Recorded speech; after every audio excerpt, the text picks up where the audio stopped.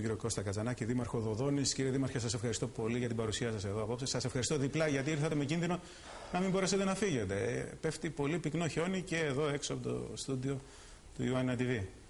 Πώς είστε? Ο μεγαλύτερος κίνδυνος όμως, κύριε Ντόκα, είναι στα απομακρυσμένα χωριά. Έτσι είναι. Πώς είναι η κατάσταση στο Δήμο Δοδόνης? Αντιμετωπίσιμη είναι η κατάσταση και θα την αντιμετωπίσουμε αύριο το πρωί με όλα τα μέσα, γιατί επειδή η χιονόπτωση συνεχίζεται κατά διαστήματα, είναι ανώφελο να επέμβουμε πλην σε κύρια κομμάτια, έτσι ώστε να υπάρχουν δίωδοι με το Κέντρο Υγείας Δερβιζάνων, με την περιοχή Ξεροβουνίου και τα άλλα μέρη της Δοδόνης. Με το γενικά είναι απόλυτα ηλεκτροδότησης υπάρχει κάποιο πρόβλημα? Στην ηλεκτροδότηση όχι, μόνο στο δημοτικό φωτισμό λόγω της πτώσης της τάσης της ΔΕΗ την προηγούμενη εβδομάδα, η οποία βέβαια συνέβη σε πολλούς δήμους και προσπαθεί να αντιμετωπίσει την κατάσταση. Με τα προβλήματα που θα δημιουργηθούν απόψε και αύριο, αυτό πιστεύω ότι θα καθυστερήσει έτσι περαιτέρω. Πώς είναι η συνεργασία με την Περιφέρεια Epείρου, με την πολιτική προστασία? Άριστη. Γίνεται καλή δουλειά. Εξ αρχής άριστη. Ο Δημήτρης Μαυρογιώργος εκεί κάνει πράγματι πολύ καλή δουλειά. Και έχει δέσει και τις ομάδες όλων των Δήμων, με συνέπεια όλοι να λειτουργούν από κοινό. Μάλιστα, μάλιστα. Ελπίζω τα προβλήματα. Έχουμε φτάσει στο σημείο να μιλάμε ότι αυτό είναι η αρμοδιότητα δική μας, αυτό είναι της περιφέρειας. Έτσι λοιπόν στο Δήμο μας όλα τα επαρχιακά δίκτυα, ύστερα από συνεννόηση με τον αρμόδιο της πολιτικής προστασίας και συγκεκριμένα τον κύριο Μαυρογιώργο, θα έχει αποχαιρετιστούν από το Δήμο. Ελπίζω τα προβλήματα να είναι ελάχιστα και στο Δήμο Δοδόνης. Ελπίζουμε κι εμείς. Πάμε να δούμε τη συνεδρίαση της ΠΕΔ σήμερα. Εκεί συζητήσατε για την υλοποίηση των έργων που γίνεται πολύ δύσκολη πλέον. Σας ακούω, κύριε Κατζανάκη. Έχουν αναφύγει νέο τύπο δυσκολίες. Όπως προχωράει η ζωή, προχωράνε και ανακύπτουν νέο τύπο προβλήματα. Το πρόβλημα τώρα που έχει ανακύψει έχει να κάνει με τα έργα τα οποία έχουν ενταχθεί σε προγράμματα του ΕΣΠΑ. Είναι σχετικά μεγάλο προϋπολογισμό, ιδίως για τους μικρούς δήμους. Επειδή δε από 22 Αυγούστου έχει επιβληθεί ΦΠΑ στην ίδρυυση, έτσι λοιπόν πιθανόν να είναι η Τροϊκανή, πιθανόν να είναι και κυβερνητική βούληση, διοχετεύουν το ΦΠΑ στο φορέα υλοποίησης του έργου. Αυτό θα φτάσει στο σημείο ώστε να μην υλοποιηθούν έργα, αλλά και μελέτες που ήταν έτοιμες προς ένταξη να αδρανοποιηθούν. Ας σκεφτούμε απλά ότι ένα έργο των 10 εκατομμυρίων ευρώ κοστίζει ΦΠΑ 2.300. Ναι. Αυτό το ποσό λοιπόν θα μπορεί να καλυφθεί από ένα Δήμο των 10-15 κατοίκων ακριβώς σε 10 χρόνια, γιατί τα νερά του δεν φτάνουν, στην καλύτερη περίπτωση να φτάσουν τα έσοδά του από ανταποδοτικά τέλη στην ίδρυυση στο 1 εκατομμύριο ευρώ. Άρα 230.000 σε 10 χρόνια. Πώς λοιπόν θα ανταπεξέλθουν αυτή τη τιμή? Η λύση είναι μία, να το βάλουν στο πρόγραμμα επενδύσεων και όπως ακριβώς προτάθηκε από τον εισηγητή. Μάλιστα. Με τις υπηρεσίες, τις περιφερειακές υπηρεσίες, τι συμβαίνει? Καταργούνται παντού οι περιφερειακές υπηρεσίες. Δεν ξέρω, στο Δήμο σας είχατε κάποιες υπηρεσίες που καταργήθηκαν? Μόνο ένα ταχυδρομικό γραφείο, δεν εννοώ στις υπηρεσίες φυσικά τα σχολεία. Να. Και έτσι ακριβώς είναι. Δεν εννοώ βέβαια τα σχολεία, όπου το Υπουργείο έχει στείλει και σήμερα μία νέα εγκύκλιο ότι θα γίνεται μια διαβούλευση μέσω των Δήμων. Φυσικά δεν είπα ποτέ ότι μπορεί να λειτουργεί ένα λύκειο ή ένα γυμνάσιο με 19 καθηγητές και 5 μαθητές. Αυτά τα πράγματα ή συμβαίνει μια μεταρρύθμιση και γίνεται και επικρατεί ένας νέος ρυθμός, ή διαφορετικά δεν είναι μεταρρύθμιση. Όμως η απόλυτη κατάργηση κάποιων υπηρεσιών είναι πράγματι προβληματική. Μπορεί να σκεφτεί κάποιος να φύγει από ένα Δήμο που απέχει από τα Γιάννενα ή από μια άλλη περιοχή της Epείρου μια ώρα, 2 ώρες για να πάει να παραδώσει τις πινακίδες στην έδρα του Δήμου. Για εμάς που μένουμε στην πόλη αυτό φαίνεται μικρό πρόβλημα, όμως αν μένεις λίγο έξω από την πόλη. Όμως παραλλήλω, εάν μια υπηρεσία έχει 10-11 υπαλλήλους, μπορεί να κρατάει ένα κλιμάκιο 3 υπαλλήλων και αφού το αρμόδιο Υπουργείο κινήσει τις διαδικασίες να υλοποιεί τις υπόλοιπες δράσεις του με τις νέες τεχνολογίες. Δηλαδή υπάρχουν λύσεις. Μάλιστα. Μη φεύγουν σε οριζόντιες. Κύριε Δήμαρχε, τι γίνεται με το εργοστάσιο επεξεργασίας απορριμμάτων? Πού βρίσκεται αυτή η διαδικασία? Η διαδικασία βρίσκεται στη δημοπράτηση της μελέτης. Πότε θα γίνει? Την 7η Φεβρουαρίου, τρέχοντος μηνός. Μάλιστα. Σε πολύ λίγες μέρες δηλαδή.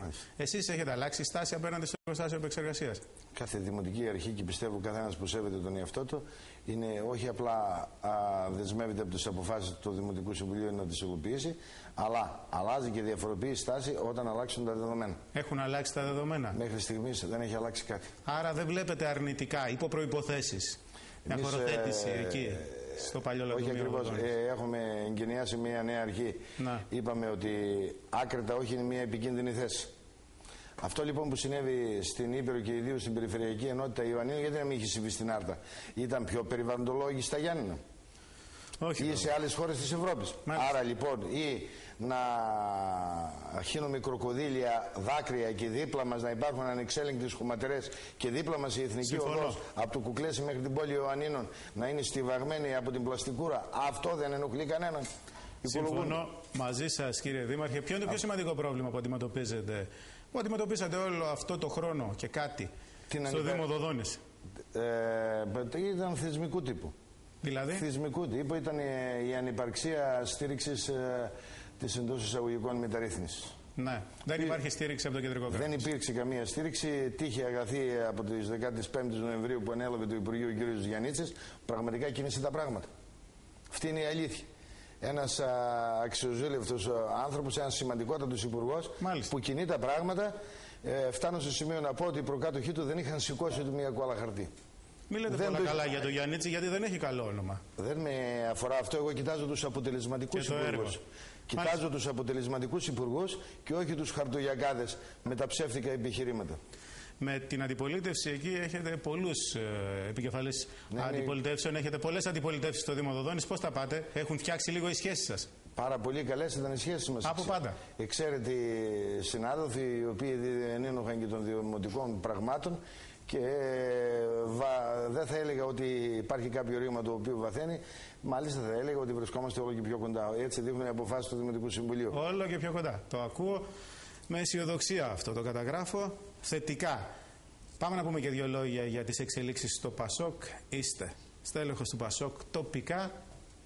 Πώς βλέπετε τα πράγματα μετά τη στήριξη Λοβέρδου στον Βενιζέλο? Εξομαλύνεται η κατάσταση της διαδοχής? Να διευκρινίσω ότι δεν είμαι στέλεχος του Πασόκ. Ναι. Ούτε ήμουν ποτέ, δεν είχα την τύχη. Ούτε μέλος. Ναι, άλλο το ένα, άλλο μέλος, άλλο στέλεχος. Στέλεχος, δήμαρχος είστε. Στέλεχος τοπικά, λέω εγώ. Θα πρέπει και αυτό να κάνω διευκρίνηση ότι ούτε εξουσία είχα, ούτε θα αποκτήσω, γιατί ασκούμε τοπική διοίκηση. Όλο και περισσότεροι αποποιούνται τον τίτλο του στελέχους του Πασόκ τελευταία. Όχι, δεν ήμουν ποτέ στέλεχος. Αν ήμουν ποτέ γραμματέας ή μέλος Νομαρχιακής Επιτροπής, θα το έλεγα. Ως δήμαρχος. Ναι, μάλιστα. Ναι, ως δήμαρχος είστε στέλεχος για μένα. Είστε κάτι παραπάνω από μέλος στο τοπικό Πασόκ. Πώς βλέπετε τα πράγματα, τέλος πάντων, έτσι ή αλλιώς? Εξομαλύνεται η κατάσταση στη διαδοχή, επαναλαμβάνω. Μπορεί να εξομαλύνεται η κατάσταση στη διαδοχή, αλλά αυτό το πολιτικό σύστημα έχει κατά νου τι πρέπει να κάνει. Είναι τελείως ανέτοιμο, όπως ήταν και στη διακυβέρνηση. Εγώ το είδα τελείως ανέτοιμο. Να διαχειριστεί κρίσιμες καταστάσεις. Δηλαδή, τι πήγε να κάνει με τις εκλογές του Σεπτεμβρίου του 2009, ήταν γνωστό τη σπάση. Ότι έπρεπε να διαχειριστεί μια κρίση η οποία υπήρχε στα οικονομικά ζητήματα της χώρας. Ναι. Και κρίση του πολιτικού συστήματος. Εδώ λοιπόν πρέπει να γίνει αποτίμηση. Δεν πρέπει να αποτιμά κάθε πολιτικός το έργο του και ιδίως κάθε πολιτικός φορέας. Αν σέβονται λοιπόν τους εαυτούς τους, να αποτιμήσουν τι έκαναν και τι δεν έκαναν. Όχι γενικόλογα, είναι και πολλά που δεν κάναμε. Να ακούσουμε ποια έκαναν και να ασκήσουν αυτοκριτική. Πολλά χρόνια κάθισαν και στις καρέκλες και στην εξουσία. Είναι ώρα να φύγουν πάρα πολύ. Ο Βενιζέλος θα είναι ο επόμενος πρόεδρος? Έτσι δείχνουν τα πράγματα. Φαίνεται είστε βενιζελικός εσείς? Είστε ικανοποιημένος από τις εξελίξεις? Να σας εξηγήσω εξ αρχής ότι στην προηγούμενη εκλογή ήμουν Παπανδρεϊκός. Ναι. Τώρα δεν παίζει ο Παπανδρέου. Δεν είναι αυτό το ζητούμενο. Το θέμα είναι ότι και φαίνεται ότι θα είναι μια ομαλή διαδοχή. Αλλά δεν είναι όμως αυτό το ζητούμενο. Πόσο είναι έτοιμος ο πολιτικός φορέας να λύσει προβλήματα της ελληνικής κοινωνίας ή να συμβάλλει στην επίλυση. Θα ανακάμψει το Πασόκ, εκτιμάτε, κύριε Κατσανάκη, μετά την εκλογή νέας ηγεσίας, που κατά πάσα πιθανότητα θα είναι συνήθως παίρνει μια θετική τροχιά.